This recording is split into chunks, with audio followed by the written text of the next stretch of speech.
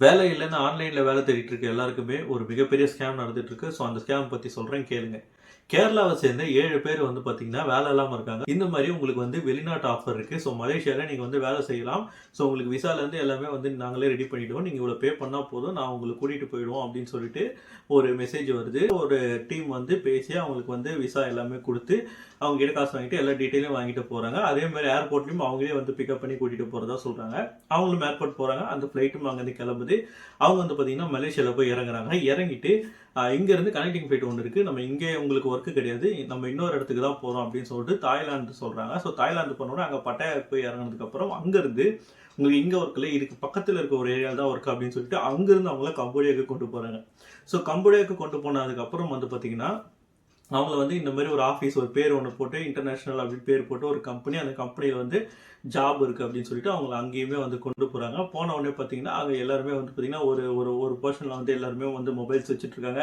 இன்னொரு போர்ஷனில் எல்லாருமே வந்து பார்த்தீங்கன்னா போலீஸ் யூனிஃபார்ம் இந்த மாதிரி யூனிஃபார்ம்ஸ்லாம் போட்டு உட்காந்துட்டு இருக்காங்க. ஸோ இன்னொரு பக்கம் வந்து பார்த்தீங்கன்னா கால் சென்டர் மாதிரி கால் வச்சு பேசிட்டு இருக்காங்க. ஸோ இந்த மாதிரி 3 செட் ஆஃப் இருக்குது. அவங்களுக்கு பார்க்கும்போதே கொஞ்சம் விசித்திரமாக தெரியுது அந்த ஏரியா. முதல் நாள் வேலை வருது, போய் உட்காந்தா அவங்க வந்து பார்த்தீங்கன்னா, என்ன மாரி கால் சென்டர்ல பேச சொல்றாங்கன்னா, உங்க கார்டு வந்து வெரிஃபை பண்ணணும். உங்க ஏடிஎம் கார்டு. ஸோ உங்க கார்டு மேல இருக்க 16 நம்பர் சொல்லுங்க அப்படின்ற மாரி ஒரு கால் சென்டர் வச்சிருக்காங்க. இவங்களுக்கு உடனே புரிஞ்சு போச்சு. இது மிகப்பெரிய ஸ்கேம். இந்த ஸ்கேம் வந்து நம்மள வச்சு பண்றாங்க அப்படின்னு. உடனே இவங்க எனக்கு இந்த வேலை செட் ஆகல. நாங்க எல்லாம் கிளம்புறோம்ன்றாங்க. இல்ல உங்களுக்கு இந்த வேலை பிடிக்கலனா பரவாயில்ல. நான் வேற வேலை வாங்கி தரேன் அப்படின்னு சொல்லிட்டு அவங்களே என்ன பண்றாங்க, ஒரு ரூமுக்கு கூட்டு போய் அங்க எல்லாரையுமே தங்க வைக்கிறாங்க. இவங்களுக்கு இருந்துமே கொஞ்சம் விசித்திரமா இருக்கு. என்னடா நம்மள இப்படி பண்றாங்கன்னு சொல்லிட்டு அங்க யாருக்குமே வந்து பார்த்தீங்கன்னா, சரியா சாப்பாடும் சரியா ரெஸ்பான்ஸும் இல்ல. அவங்களுடைய லேப்டாப், பேக்ஸ், ஃபோன் எல்லாமே வாங்கி வச்சுறாங்க. அவங்களுக்கு இன்னுமே பதட்டமாவுது. அதுல ஒருத்தர் மட்டும் 2 ஃபோன் வச்சிருந்ததுனால என்ன பண்றாரு, ஒன்னத்த ஷூல மறைச்சு வச்சுக்கிறாரு. மீதி 7 பேருமே வந்து பார்த்தீங்கன்னா 7 ஃபோனையும் குடுத்துறாங்க. ஸோ அதுக்கப்புறம் வந்து பார்த்தீங்கன்னா, அங்கருந்து அவங்க கால் பண்ணி பேசினோனே, அவங்க நீங்க எப்படியாவது எம்பசிக்கு போயிடுங்க. அங்க நாங்க பார்த்துக்குறோம் அப்படின்ற மாரி சொல்றாங்க. ஸோ அதுக்கப்புறம் வந்து பார்த்தீங்கன்னா, இன்னொரு நாள் இவங்க வேற ஒரு கம்பெனிக்கு கூட்டு போறேன் அப்படின்னு சொல்லிட்டு ஒரு பில்டிங்ல வந்து இவங்கள கூட்டு போறதுக்காக ஒரு கேப் வந்து நிக்குது. அவங்க ஏதோ பண்ண போறாங்கன்னு அவங்களுக்கு தெரிஞ்சு போச்சு.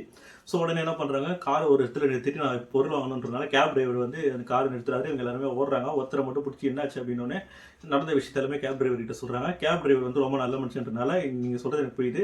இப்போ நான் உங்களை பாதியில விட்டா எனக்கு தான் பிரச்சனை. உங்களை கூட்டு போய் நான் எங்க விடணும்னு சொல்லி அங்கே விட்டுறேன். எனக்கு அதுக்கான காசு கொடுத்துருங்க, நான் போயிடுறேன்ற மாதிரி பார்த்தீங்கன்னா அந்த கேப் டிரைவருமே சொல்றாரு. சரி அப்படின்னு சொல்லிட்டு என்ன பண்றாங்க, அங்கே போய் நின்றுட்டு எம்பசியில் என்ன விட்டுருங்கன்னு சொல்லிட்டு அங்கே போனோடனே உங்க ஊருக்கு போயிட்டு உங்க காசை நான் அனுப்பிடுறேன் அப்படின்றாங்க. இவங்களை கூட்டு போய் எம்பசி கூட்டுறாங்க. அதுக்கப்புறம் எம்பசியில் போய் இந்த விஷயத்தெல்லாம் சொன்னதுக்கு அப்புறம் அந்த ஆஃபீஸ் எங்க இருக்கு என்ன ஏதுன்னு கேட்டால் அங்கே வந்து பார்த்தீங்கன்னா இந்த மாதிரி வந்து மாட்டிக்கிட்ட ஒரு இந்தியாவை சேர்ந்த ஒரு 400-500 பேரை வந்து பார்த்தீங்கன்னா இந்த கம்போடியா ஸ்கேம்ல இருந்து அவங்களை வந்து காப்பாற்றிருக்காங்க.